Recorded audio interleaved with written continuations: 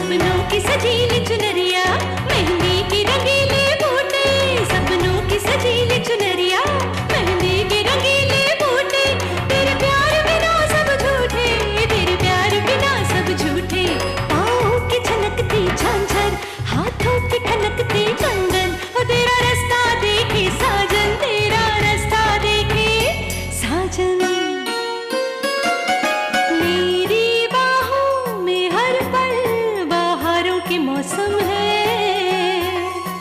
बूंद ना बादल कोई, फिर क्यों आँखें नम है, तेरे सिंदूर की लाली अब नहीं मिटने वाली, कह रही हर धड़कन सात जन्मों तक साजन। बनूं मैं तेरी दुल्हन, बनूं मैं तेरी दुल्हन, बनूं मैं तेरी दुल्हन, बनूं मैं तेरी दुल्हन।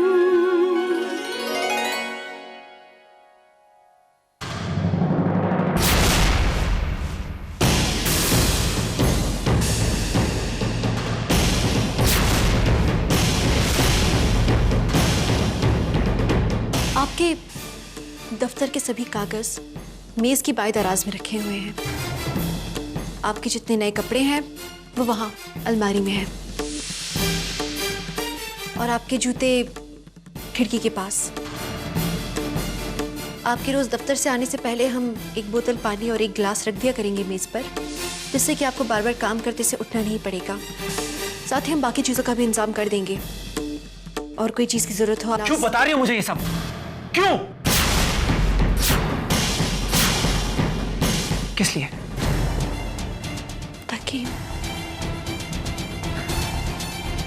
ताकि हम इस कमरे में ना हो तो आपको ज्यादा तकलीफ ना हो। कल जब तुम मेरी जिंदगी में नहीं रहोगी तो क्या मैं जीना छोड़ दूं? ये मेरा ख्याल करने का दिखावा बंद करो प्लीज। इस ढोंग को बंद करो। सिर्फ एक दिखावा है और कुछ नहीं। शायद ती का शक जो तुम पर है सही साबित हुआ,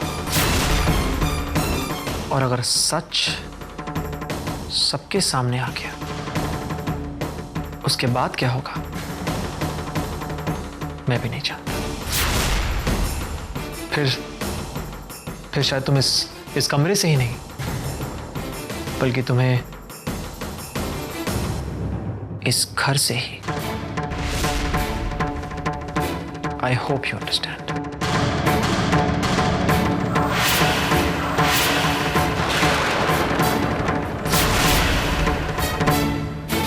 बस सच की बाहर आने की देर है।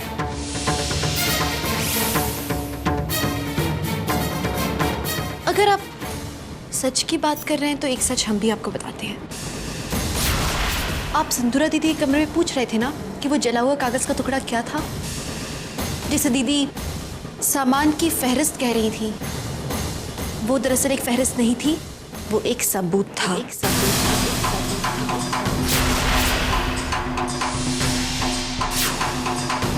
एक ऐसा सबूत जो ये साबित कर सकता था कि अब तक हमने जो कहा वो सब सही था। ऐसा सबूत जो हमें नहीं मिला था, हमारे जीजा जी को मिला था। और वो मामूली सा कागज का टुकड़ा नहीं था, एक तस्वीर थी। एक तस्वीर। ऐसी तस्वीर जो सिंदूरा दीदी का असली चेहरा आपको दिखा सकती थी।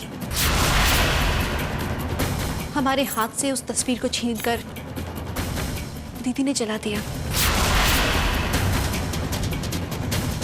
खैर, यही सच है। अब आप हमारी बात पर विश्वास करें या ना करें, फर्क नहीं पड़ता, क्योंकि सच सच ही रहेगा।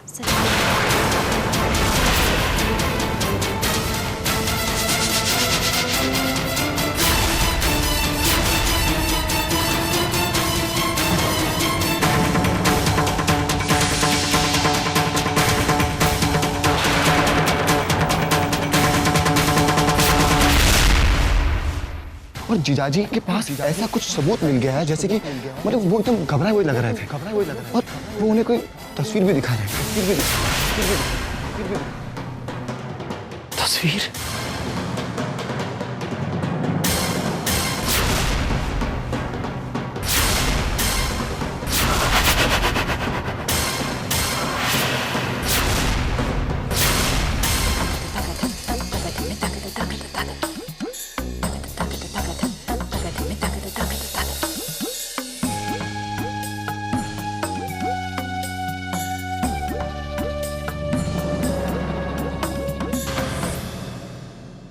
घर में सब इतने परेशान हैं और आप आराम से बैठकर मौज कर रही हैं। आपको जरा भी अंदाजा है विद्या और छोटे ठाकुर को लेकर चीनू जी कितने चिंतित हैं? तो मैं क्या करूं? अगर सारे लोग घर में मातम मना रहे तो क्या मुझे भी मनाना होगा? मैंने तो अपनी जगह पक्की कर ली है। मैंने उमा जी से साफ साफ कह दिया कि मैं उनकी तरफ से हूं। बस अब विद्या अगर इस घर से चले भी जाए ना, हम यही रहेंगे। आपको सिर्फ इसी बात की परवाह है ना मम्मा? कितनी मतलबी हैं आप।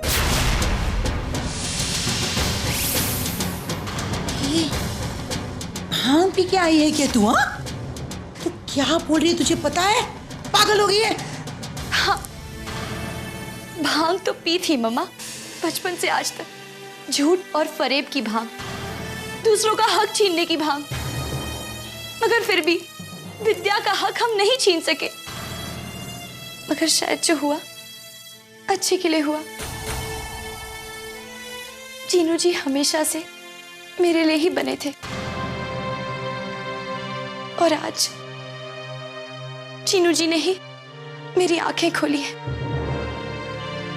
मुझे इस बात का एहसास दिलाया है कि खुद के लिए जीना नहीं होता। जो सीख मुझे मेरे माँ बाप ना दे सके, वो सीख मुझे मेरे पति ने दी है। आज के बाद मैं सिर्फ अपने पति की बात सुनूंगी। जो चीनू जी कहेंगे मैं वही करूंगी। आपकी कोई बात नहीं सुनूंगी मैं।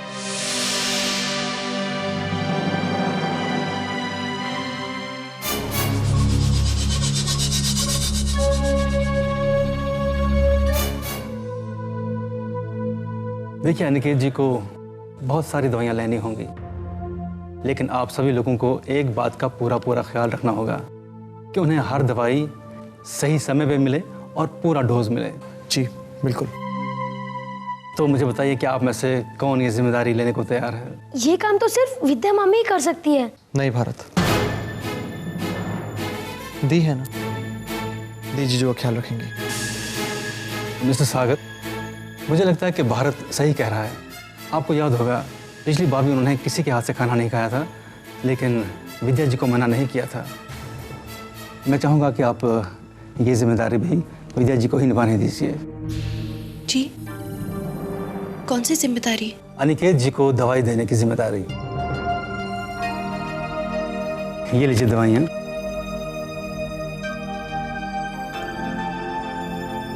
और यह है इंस्ट्रक्शंस पेपर। अनिकेत जी को कब कब कौन कौन सी दवाई किस मिकदार में देनी है वो सब इस पे लिखा है।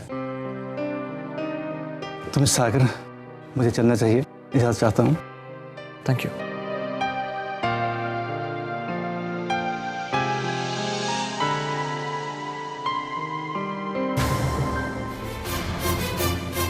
ला विद्या, दवाई मुझे दो, मुझे दी को देनी है। इट्स ओके सागर, ये जिम्मेदारी विद्या को ही लेने दो।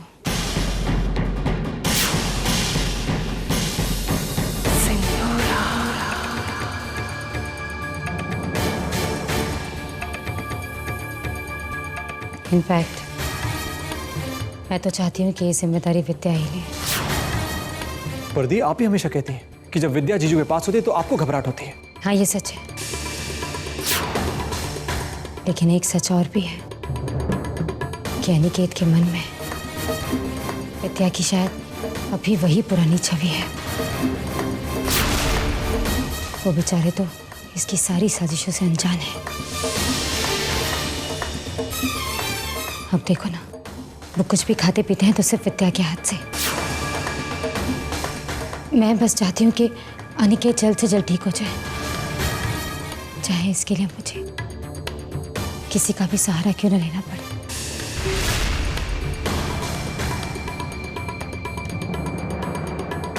और फिर ठीक होने के बाद अनिकेत की सारी गलतफहमियां खुद ब खुद दूर हो जाएगी। अगर अनिकेत विद्या के हाथ से ही दवाई लेते हैं तो यही सही, मुझे कोई एतराज नहीं है। पर सिंदूरा, विद्या दवाई देगी कैसे? कौन सी दवाई कब देनी है वो कैसे जान पाएगी ये?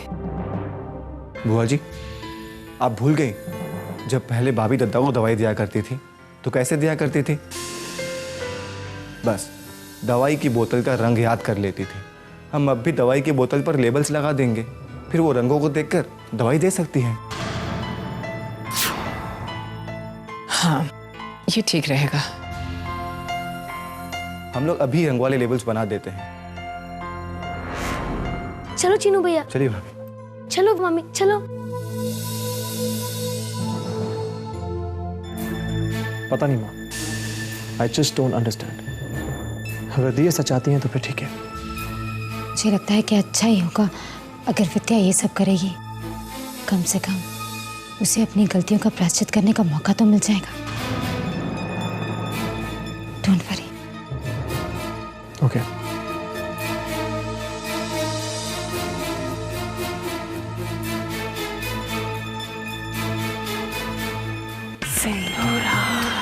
प्रायश्चित माय फुट।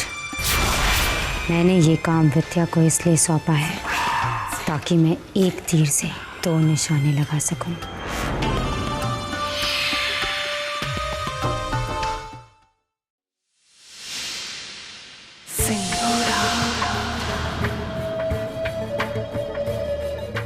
विद्या इन्हीं रंगों को देखकर अनिकेत को दवाइयां दिया करेगी, पर मैंने तो सारी दवाइयां बदल दी है। इसका मतलब है अनिकेत को गलत समय पर गलत दवाइयां दी जाएगी। फिर क्या होगा? हाँ, मैं बताऊं फिर क्या होगा? फिर वही होगा जो सागर के साथ हुआ था जब वो पागल था। मुझे आपके साथ ये सब करना बिल्कुल अच्छा नहीं लग रहा है, लेकिन जिस तरह मैंने 2 साल सागर को बिल्कुल ठीक नहीं होने दिया था, उसी तरह आपको भी ठीक नहीं होने दूंगी। और इस बीच मैं सागर के मन में विद्या के लिए इतना शक, इतनी नफरत भर दूंगी कि वो खुद से धक्के देकर इस घर से बाहर निकाल देगा हमेशा के लिए। मजा आएगा ना? आप भी देखेंगे, बहुत मजा आएगा।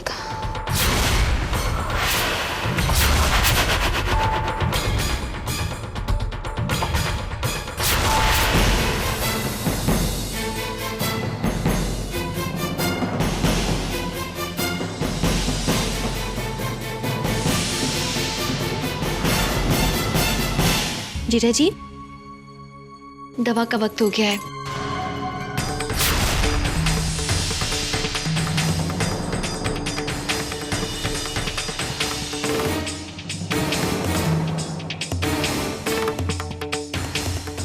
ये पीली और गुलाबी, पीली वाली ना?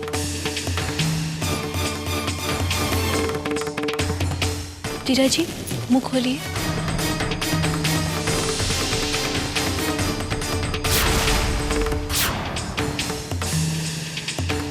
क्या हुआ जीजा जी?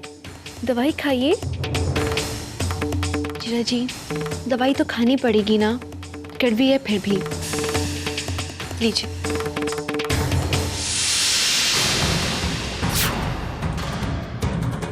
दीदी, क्या कर रही थी तुम?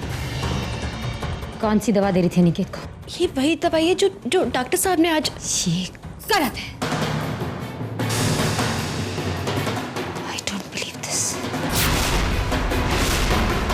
तुम्हारी हिम्मत की दाद देती हूँ मैं। इतना सब कुछ होने के बाद भी तू अपनी हरकतों से बाज नहीं आई।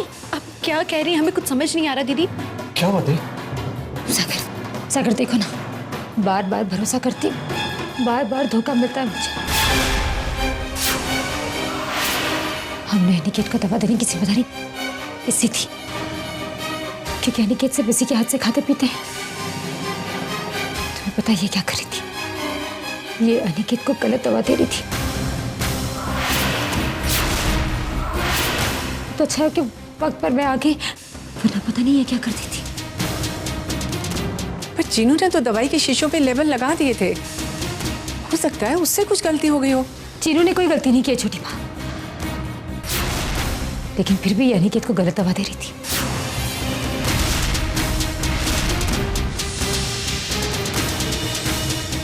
अब ये ऐसा क्यों कर रही थी? इसका जवाब तो यही देगी। क्यों विद्या, क्यों कर रही है ऐसा? क्यों मेरे पति की जान के पीछे पड़ी हो तुम? क्यों? हम जानबूझकर ऐसी गलती क्यों करेंगे? आप ही लोग बताइए। पीली वाली दवाई दोपहर को देनी थी और हम वही दवाई दे रहे थे। देखिए, हम कसम चुप रहो, चुप।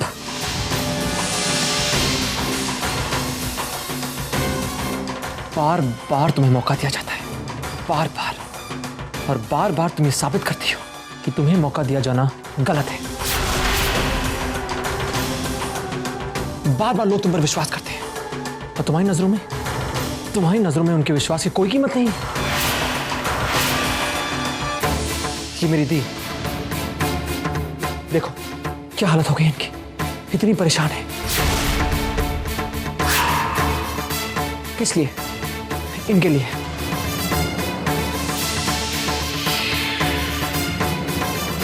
इतनी बड़ी जिम्मेदारी इन्होंने तुम्हें सौंप दी। क्या किया तुमने विद्या? फिर वही घिसी पिटी कहानी।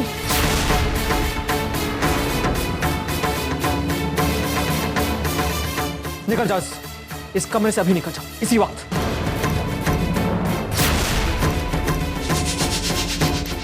लेकिन आप हमारी बात समझ लीजिए। इसी वक्त तुम इस कमरे से निकल जाओ। मैंने कहा जाओ।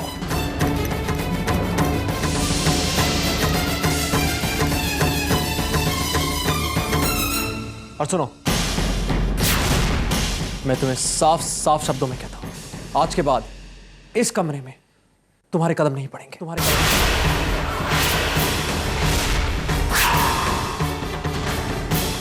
और ना ही तुम मेरे जीजू के पास नजर आओ।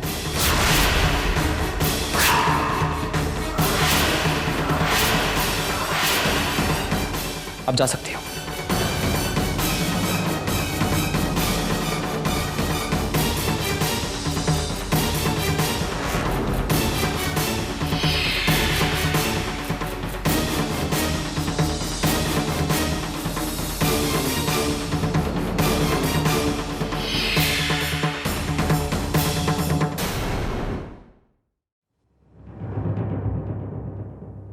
सॉरी थी। नहीं सागर, तुम सॉरी मत कहो। दुख तो मुझे इस बात का है कि बार बार किसी और की गलती की वजह से मेरे भाई को सॉरी कहना पड़ रहा। हमें तो भगवान का शुक्र मानना चाहिए कि एक अनहोनी होने से बच गए। मैंने आपसे कहा था ना थी, जीजू को दवाई आप खिलाइए, कहा था ना आपसे।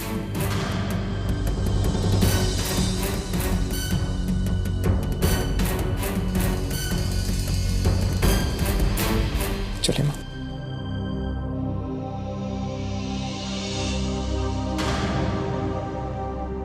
तुम सही कह रहे हो सागर, तुम्हारे जीजू को दवा तुम्हारी दी देगी, क्यों ना दे।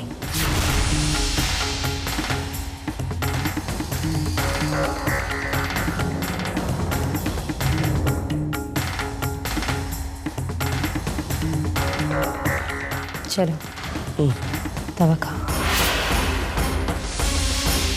मुंह खुला निकित। कहाँ? अरे खांसी आ गई। क्यों मुझे वो सब करने पर मजबूर कर रहे हैं जो मैं करना नहीं चाहती? देखो, मेरी पीठ पीछे मेरा पूरा करने की बिल्कुल मत सोचना। तुम समझ गए ना, मेरे प्यारे पति।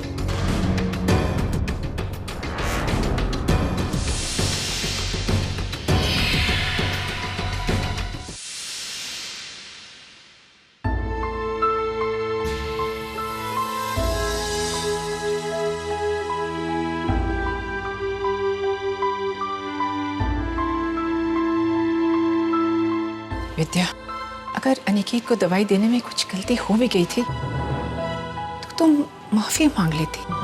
माफी मांगने से कोई छोटा नहीं होता बेटा। माफी मांगने में हमें भी तो कोई परेशानी नहीं है, लेकिन हमने कोई गलती नहीं की तो फिर हम अब सोचिए ना माँ, हम जीजा जी को गलत दवाई कैसे दे सकते हैं? विद्या, हमें तो समझ नहीं आता कि आजकल तुम हर बात में बहस क्यों करती हो।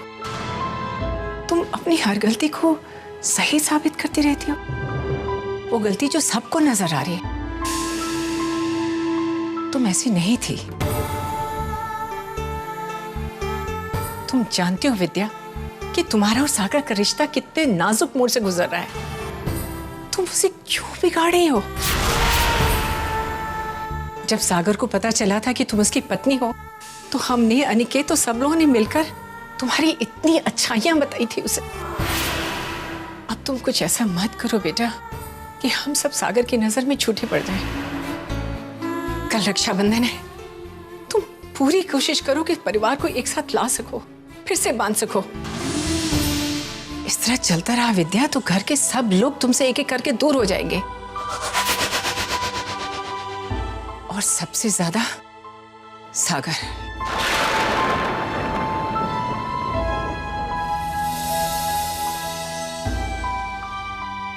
माँ, सच किसी को तो कहना पड़ेगा, और अगर हमें सच पता है तो हम कैसे ना बोले सच? कौन सा सच विद्या? ये कि सिंदूरा सागर की अपने भाई की जान लेना चाहती? तुम ऐसे कैसे सोच सकती हो? सागर इस बात पे कभी विश्वास नहीं करेगा, और अगर तुम इस तरह अपनी जिद पे अड़ी रही तो वो दिन दूर नहीं कि सागर के दिल से तुम्हारे लिए सब एहसास, सारा प्यार खत्म हो जाएगा।